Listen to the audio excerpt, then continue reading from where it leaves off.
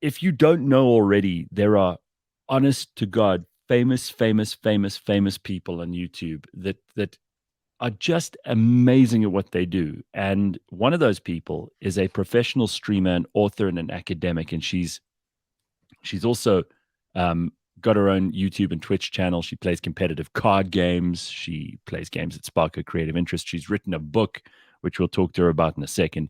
And in case you don't know who she is, she's also dating one of the most famous people on YouTube and in the world, Mr. Beast.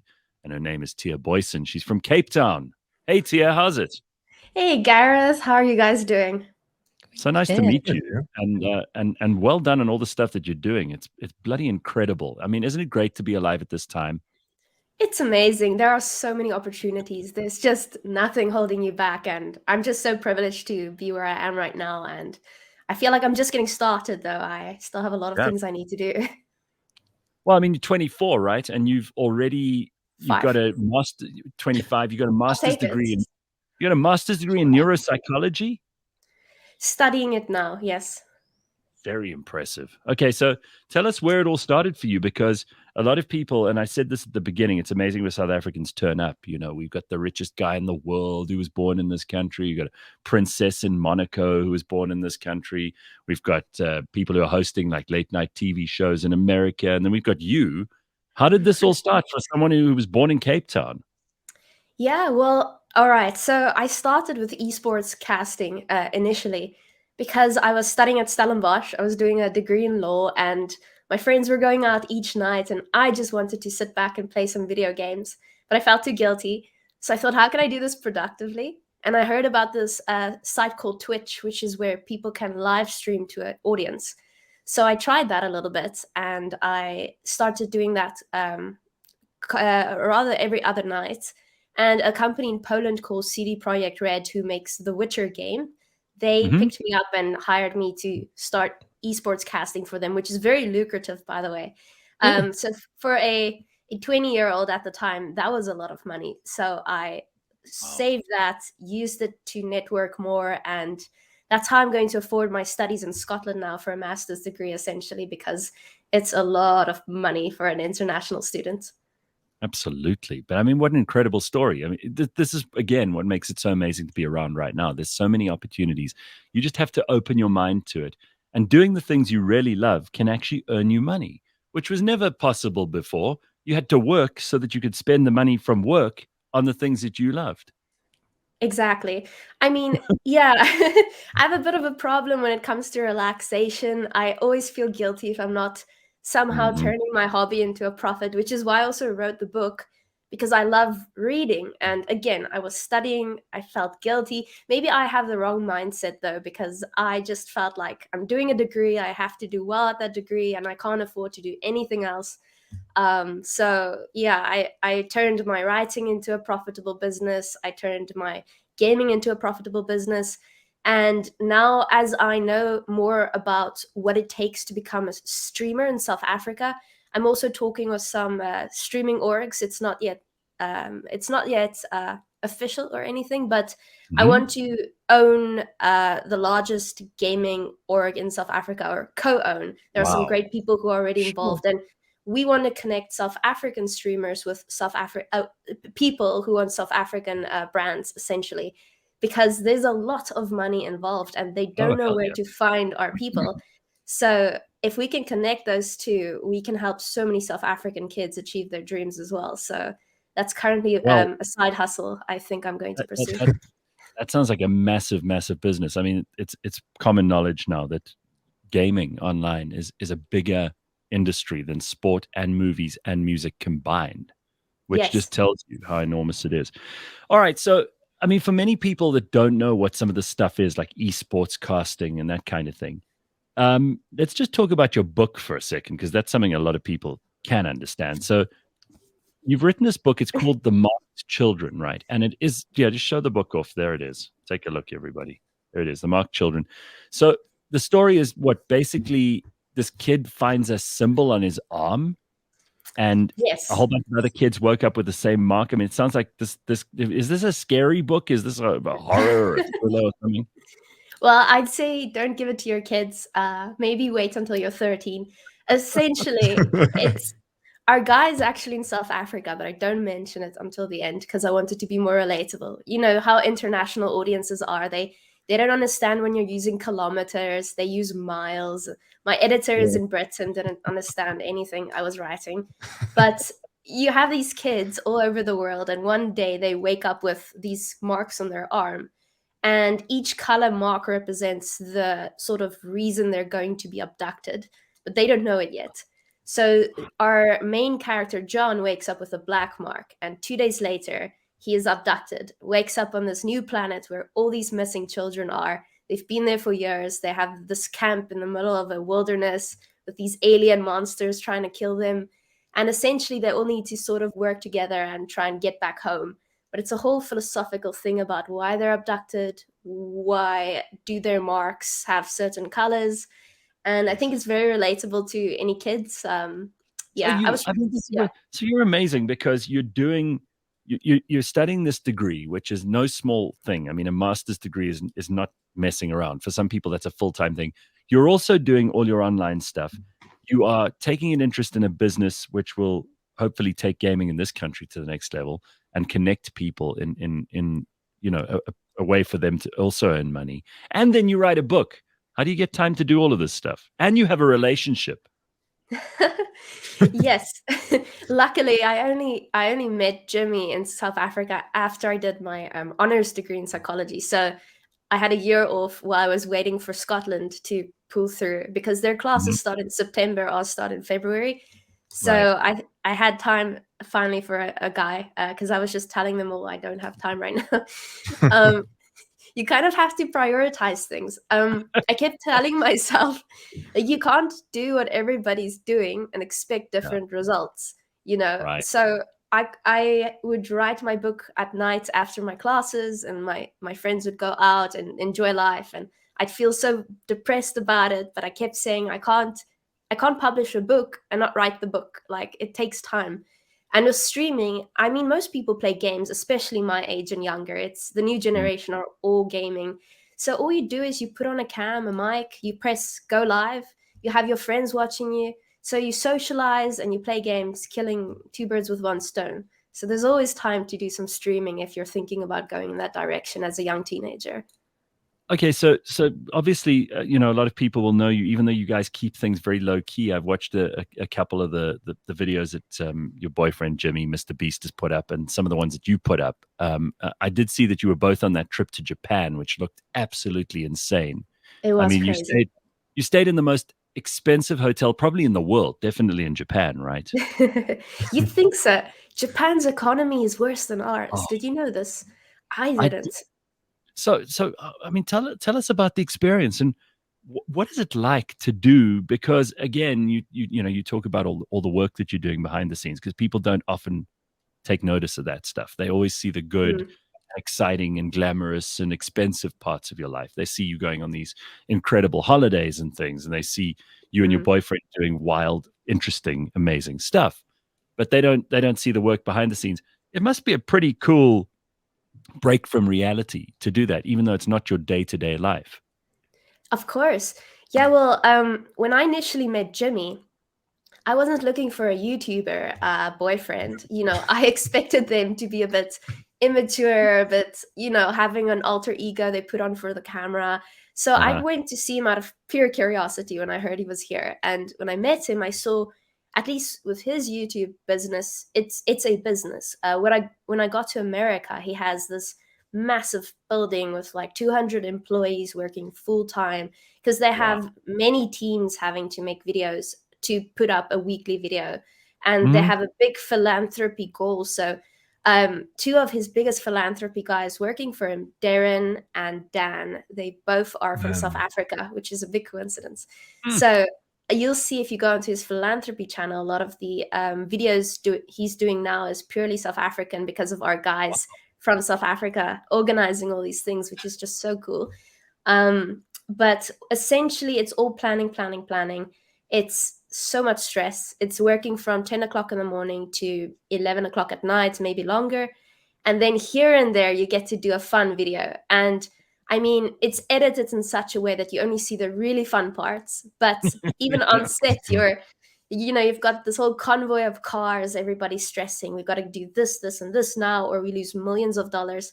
And he actually does lose money. I still don't quite understand how this works, but he loses money every single video. But We give he away has so his much. profit brand. Yeah, he does give away a lot. So he makes his profit through merchandise he sells, and that funds the video, essentially. So Insane. yeah, it's a lot of stress. I don't think a You lot of do. kids know what they're signing up for. So let me ask you this, because I reckon a lot of, especially a lot of young people who don't know how the world of YouTube really works, and they see it and they think, oh, that would be cool, and it looks like this is the easiest way to have a great life and make tons of money and have all the fun, and you don't have to worry about it. But from a relationship point of view, were you a bit suspicious in the beginning? Because first of all, you don't want to be a prop in someone else's media empire, right? And you Mm. want the relationship to be more meaningful and important than a number of views on YouTube or somebody talking. And people also going to talk a lot of shit about you, whether you like it or not. Were you a bit Mhm. nervous to get into that world because it was so different to the world that you'd come from? Of course, of course. I mean, I always see people bad mouthing any girl going out with a successful guy. So I knew it was to come. I knew it wasn't personal because all my friends know me very well. My community here in South Africa knows me. They know I'm not the type. But essentially, we've gone out for about a year and a half now, and I've never appeared in one of his videos. He rarely tags me on Instagram. The goal was Hmm. really to take it very, very slow. And I think I'll be appearing in one of his videos for the first time now, in the next month or two, as a somebody in the backdrop, because I go on the trips with them, and what happens is I'll go hide in a closet when they're walking through the house and they're filming, because I really don't want to be on the camera. It's very funny.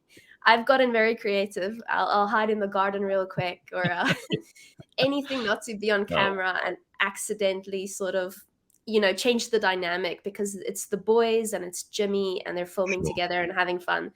But that's all purely because of the community, and you want to Yeah. get serious in a relationship too, right? You don't want to just throw every girl you're dating with into your channel and Yeah. disrupt the flow of things. But we're very serious at this point, so we are going a little How bit further.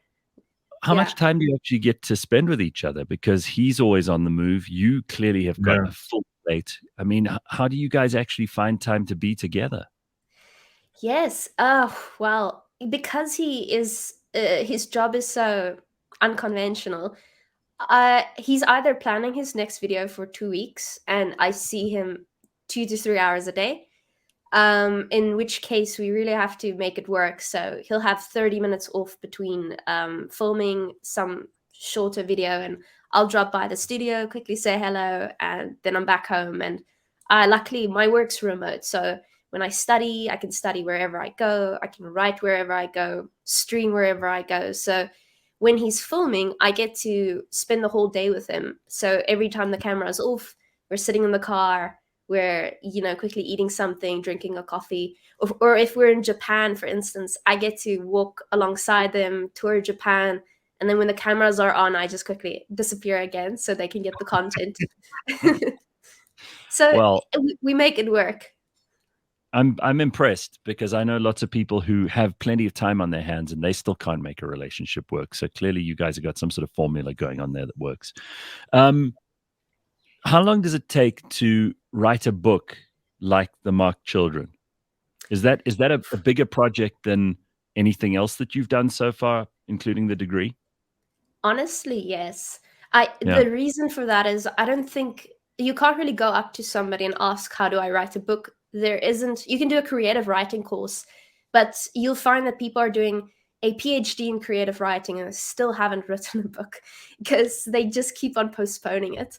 Yeah. So I had to sort of teach myself how to write it. I just started in high school because we were doing these little 300-word essays, and we have all these projects, and I thought, well, let's change it into a book. But you quickly learn nothing about character development, nothing about how to get from page 1 to page 400 without having like little story arcs. So essentially I rewrote the book so much that it took me 7 years to finish. um Gee. Oh my God.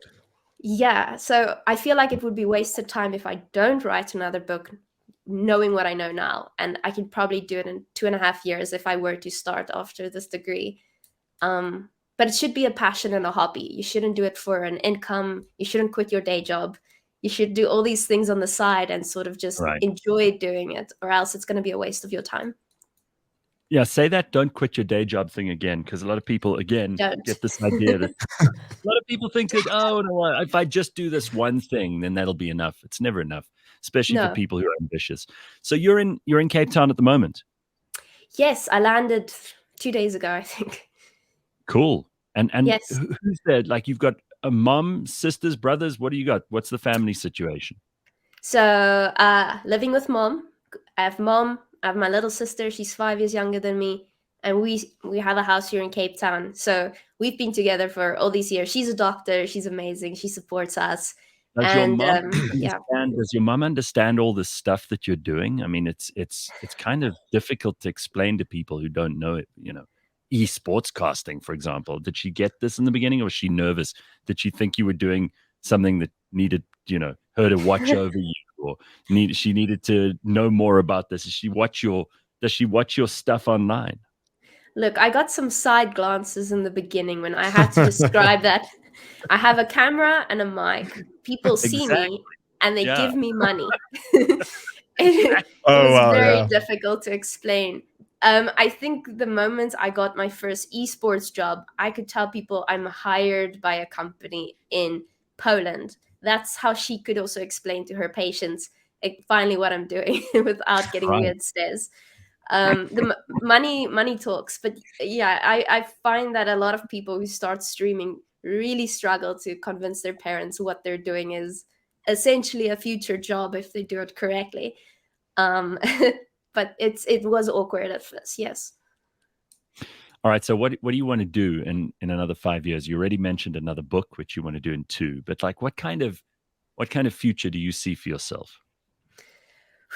Good question. Well, right now, it has been my life goal to get a master's degree in a different country because I wanted to set up sort of backup options in case I don't get a job here or the salary isn't good enough. I wanted to have an option to go abroad.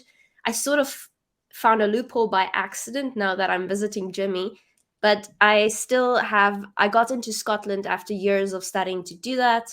Now I kind of want to go into research there because they have laboratories that we don't have here in South Africa. So, In it, neuropsychology?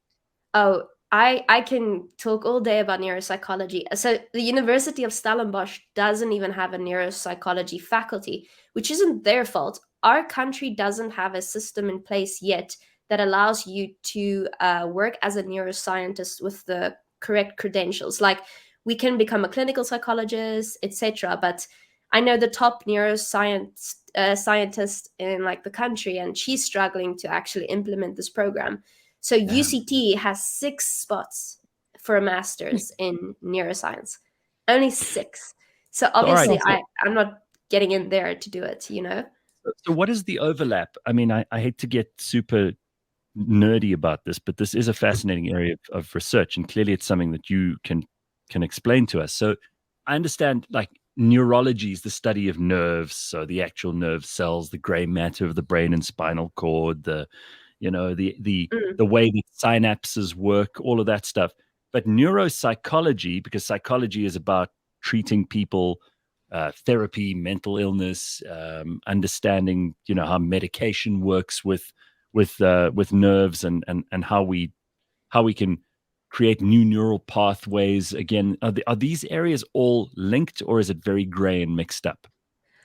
for sure, I think you said it excellently. So in each country, it differs vastly, the definition. So in our country, we'd call it neuropsychology, like you said. And Hmm. what would happen is you would work to treat patients with brain issues. So the hospital would often refer a patient to a neuropsychologist to go for testing to figure out exactly what part of the brain is damaged. So you'll do this whole battery of tests, you'll figure out exactly what's going on. Maybe they are struggling with dementia or they have a traumatic brain injury, and you have to Hmm. figure out exactly how severe it is. That's sort of your job here. That's not what I wanted to do, however. I wanted to essentially go into the research field. So I want my own laboratory, and I want to go into theoretical things like the definition of consciousness and how Aha. dreams work. And, Hmm. that's what Scotland, that's what they're doing. So that's why I decided to go there specifically. Yeah. That's fascinating. Are we getting any closer to agreeing on a definition of consciousness? I mean, I listen to Sam Harris quite often, and he Mm, seems to me he seems to have some very hardcore, very practical, very cold definitions of what consciousness is. I mean, yeah. he also says that the self doesn't exist. I mean, how do you see all of that stuff while we're in this nerdy department that you and I are shopping in right now? He's an atheist, isn't he? Hmm. I Yeah, I've spoken to quite a few of his colleagues. They don't agree, but it's a very biased field, isn't it? Well, Yeah. it's to me it's bizarre. We can pinpoint the part of the brain responsible for speech, hearing. You've got Broca's area, etc. We cannot pinpoint the part of the brain solely responsible for consciousness. At first, you have to figure out a conceptual definition for what that even is. Well, But we can't even find a no, place for self. We can't even see what self-awareness looks like in the brain. Like they try to map yes. these, but it's impossible because the whole brain lights up. Exactly. And isn't that crazy that you have electricity in your brain? That's the most Mm. bizarre thing. We're these biological organisms. We pretend we're just sacks of meat that die if you're an atheist and there's nothing more to it. But we're running on electricity that's just like shooting signals constantly.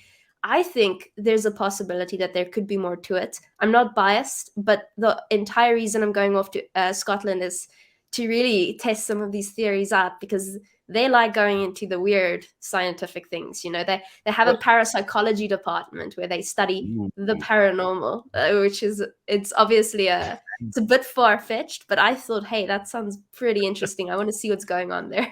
Well, I mean, isn't it going to be exciting when Neuralink come up with a way to interface between biological brain cells and computer chips? I mean, then really, that will be the cutting edge of how we treat people. Yeah, that's absolutely bizarre. I think that would be the next step in our human evolution, is like combining us with technology. And Elon Musk says we're already combined with technology, right? If you watch people walk down the street, they have a phone attached to their hand. I mean, we've already implemented into our lives. I don't see why we'd stop there, to be honest. It's scary. So Mm, Ryan and Simpiwe are very big on YouTube. They're teaching me about like people I don't even know, introducing me to people nice. like you, which is awesome because we've just had a conversation I didn't expect to have about neuropsychology, for example. But but the two of them are fascinated with how it works behind the scenes. In fact, Simpiwe has her own show where she talks just about the kind of things that these influencers and YouTubers and streaming people do. So I'm sure you guys have got some questions. What do you want to talk to Tia about? So I'll start, Ryan, because you got a bit of a chance to ask her Yeah, go questions ahead. Go yesterday. ahead. So I've I'm used up curious. all I've used up all of her time. I'm sorry, Cynthia. So I'm curious to find your take on some of the latest trends, like be it on TikTok or the streaming platforms where like there's now NPCs and like you can now be a Mm. sleep streamer, and it's like it's Ugh. changing how people consume content. And I just want to get your thoughts on that. Whew. Well, yes, it depends where you draw the line, right? Because I feel like here in South Africa, we have a lot of traditional values. I came from an Afrikaans school, so when I went into this business, I was very afraid that I would be judged because people wouldn't understand what I'm doing. But yes, you have people pushing the limits of what we would normally view as acceptable content, right? So the NPC craze that you're talking about for the viewers back home, it's essentially a person sitting in front of the screen for like 8 hours a day. You donate them money in the form of little emotes and pictures, and then they talk like a robot to you for 8 hours. Pretend that they're just sort of this virtual thing talking back to you. They make thousands of dollars doing that. There's a reason they're doing that. And then the sleeping one you're talking about is where a streamer who's already got a name for themselves will basically go to bed like on my couch, and they'll keep the camera on, and that's the stream. People watch them, and they make money while they sleep. Now, I don't do that personally. I'm not judging. But yeah, people go wild. There's an endless amount of things you could do, and people will watch you. It's kind of bizarre. Gareth would hate that. I know, right? Gareth, you wouldn't watch somebody streaming just like sleeping there. Are I you don't in? think you'd- Yeah. It's But you see people watch it and I'm just like, what the hell's going on? But also No. like how has I mean, working with Mr. Beast, as we know him, and you call him Jimmy, how has that influenced how you produce content now and the quality of content? Because I saw one of your vlogs and I was like, oh, girl, you're right up there. Yeah. So it's interesting. People ask this. My content has sort of stayed very similar, but the way I think about it has changed. So I view it more business-like now. So the thing is, even though you see the videos, the way I make my income is through brand deals and sponsorships. So when I am talking to them off stream, I am talking far more business. I know exactly what my monetary value is per viewer watched. So if anything, I can now negotiate for more funds when I am sponsoring a product. And that's also why I really want to connect South African streamers with brands, because they don't know their worth. It is absolutely insane, because you know how you make income normally. It's through advertisements, right? Even on Right. TV. It's the Yep. amount of people watching the show, they watch the ad. Right. So a lot of these smaller streamers do these things and don't even realize that they're worth a lot more, and they could be asking these big businesses like Samsung and LG a lot more money for just advertising their product on their stream. So that's sort of what I'm doing now, is I'm more negotiating behind the scenes and making permanent, lasting relationships with some bigger overseas companies. That's big. So Carl, who's a creepy, he says, "Can you please ask Tia if she's at the point where she can sell her bath water yet?" No, we know that's the thing. Some people have made a lot of money out of selling their bath water. You know, I totally could. I won't though. My South African people, they'll never forgive me for doing that. Yeah, is it difficult also when you are moving in circles that you move, because your boyfriend could pretty much meet anyone in the whole world that he wanted to right now, and then because you're around, you could meet them too. Is it hard to maintain the friendships and relationships that you had before and explain to those people how much your life has changed, even if it's just in the time that you're around him? I mean, it's, to Yeah. anyone else, it's a relationship. It's like, if you have a girlfriend or a boyfriend, you don't think about it as being this, this whole thing where you have to be a different person when you're around them. But you have to think about being the same person when you're around people who knew you before. Absolutely. I can't even picture it from my friend's perspective sometimes, and I feel almost guilty because I haven't changed at all. It's rather funny. But the numbers on Instagram has times 100, and people suddenly act like I am this famous person, but really I'm the same person. So I really go out of my way to still meet with my friends here in South Africa. Like 3 days ago, I was in Johannesburg for a work, and I met with a friend I haven't seen in 3 years from Stellenbosch. So catching up with them is just awesome. And ironically, your really close friends, they don't change. It's the acquaintances you haven't heard of 8 years ago who are suddenly asking for favors. It's very awkward sometimes. But yeah, I wouldn't say I've changed, luckily. And if anything, I really try to involve them in, can I, Jimmy really wants to fly people out because that's what he does for business all the time. And I tell my friends, this is a real offer. Please come visit me in America. Like, it's not a big deal. I know it sounds bizarre, but I've convinced some of them, and they've gotten their visas. They've stayed with me for a week. I could show them around, show them what life's like behind the scenes. And I Nice. visit them as often as I can. Honestly, it's work, but it's worth holding on to those friendships you had beforehand, for sure. All right, so I don't want you to do any spoilers or anything here, but you did say your relationship is becoming a whole lot more serious. So it's not just some flippant thing where you've been together for like a month and you don't know whether it's going anywhere or not. Without spoiling anything, can you tell us how serious things are? Pretty serious, pretty serious. We're going house hunting a bit in America, and Ooh, very nice. That's y- nice. We actually have a yeah. picture here, Gareth. I'm Mhm. going to put it up. There it Oh. is. That's beautiful. That's in that thing in Japan that you two were in. Yeah, Team Labs. Oh, that was so Beautiful. cool. That's It's such a an art experience, but it's a 3D one. It was so cool. that's a very cool picture. I mean, Oh, I don't know how many people get to do a couple pictures that are that cool. So that's nice. he always takes his best side. Very frustrating. I can't do anything about that. All right, so hunting. yeah. This is good. Yeah. No, I mean we've had the full discussion. I obviously you have to, because I am uprooting my whole life here and going there. It's a lot. So I'm going to do my studies now in Scotland, and the idea is to sort of, I want to say immigrate, but the thing is I'm not leaving South Africa per se. I'm constantly coming back here for friends and family. But along the lines, I think I will sort of go towards moving there and setting up my work there, getting paid in dollars, Makes all sense. that grown up things, You don't have Well, to. I mean, That makes perfect sense. There's no one who's going to disagree with you. I mean, there was a time, Gareth. There was a story I heard there where Mr. Beast came through to visit you for like a day, Yeah. and it's like I don't know how many hours it is to get here. Isn't it like 20 plus hours or so to fly here, and then he spends 24 hours and then leaves again to go and attend to his schedule, which is crazy to me. His company was calling me back then because we've only known each other for 3 to 4 weeks, and he really wanted to get to know me better, and they were begging me to tell him not to come because he has to film, and it was a 34-hour flight here and back. So it was 68 Wow. hours, and West he Coast, did, huh? yeah, it was crazy. But now we have direct flights, so it's 17 hours, luckily.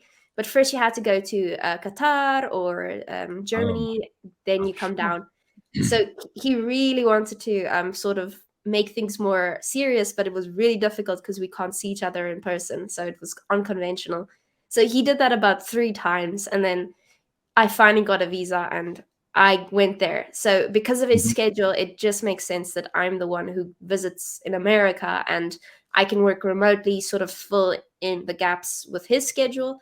And that's sort of how we make it work at the moment. Do you do normal holidays where you don't have to have cameras around? Of course. It's yes. Yes. Is that the holidays you look forward to? You're like, finally. Relax. I don't have to hide in the cupboard when they start with the filming. Yeah, it's uncanny. You get used to the camera just always being there, so you sort of at first you're very awkward, of course, but after a while it's just there's always a camera shooting, whether it's to get behind the scenes footage for some future project or whatever. But yeah, that's when he gets time off, is we'll chill and we'll shoo the cameras away and we just catch up. So that's why I'm normally not on camera anyway. But yeah, you have to fight for those moments, that's for sure. Sanele wants to know, did you actually know who he was before you guys started dating or before you met? I knew of him and PewDiePie. So I started following Mr. Beast when I was in high school. That was 2016, because he was doing these massive charity projects, Team Trees and Team Seas, where he was cleaning the ocean and people from all over the world were donating millions and planting trees. And $1 planted 1 tree, something along those lines. So I was like, wow, this guy's pretty awesome. And I wasn't watching his content regularly because it was more, I don't know, I feel younger children liked it more. It was more sort of overacting, over exaggeration, that's how you get their attention. Don't criticize his stuff now. I mean, No, not at all. Being honest. That's why everybody's kid knows who he is, but even people my age sometimes don't quite know who he is. It's like generation gap. So I know of him. So when he came here, I thought, wow, there's awesome guys here. That's crazy. But I didn't go to meet him because I don't want to be that person who bothers you on your vacation. But my friend was just taking every minute she could to go out and party. So I was like, all right, you know what? The last day he's here, I'll quickly drop by and say hello. Out of pure curiosity, I want to see how he is behind the scenes. And that's where he liked talking about neuroscience and my book. And Oh wow. I was You like, guys wow. have lots Yeah. of stuff in common. So clearly, even Yes. and this is a strange thing. Like people always think when you meet someone famous, you have to talk about them the whole time or their work. And most of the time that's the last thing they want to do. Mm. I've met lots of people who do incredible stuff. And sometimes you connect on the weirdest things. Like, we were talking about scary movies this morning. And that's one of Simpiwe's favorite things. I reckon that the stuff that really keeps a relationship together is being interested in at least a few things across the board, both of you. All right, so let's talk about this next book. Is it going to be a follow-on from the Mark Children, or is it going to be very different? It's a good question. It's such a commitment writing a follow-up book because you need to make sure the first one sells as well as the second one. I almost wanted to try, like a psychological thriller. Speaking of horrors, yeah, I have ideas. It's just so much work. I'm almost afraid to start again because I'm like, I'd rather start right after I get this master's degree because I'm paying for this one myself. It's my first studies. I'm fully funding. So I really want to give it absolutely every second of my time. And then thereafter, I want to go all out with a career here in content creation, whether by writing or, like I said, connecting streamers with brand opportunities and obviously growing my own content in whatever form that might take place over the years.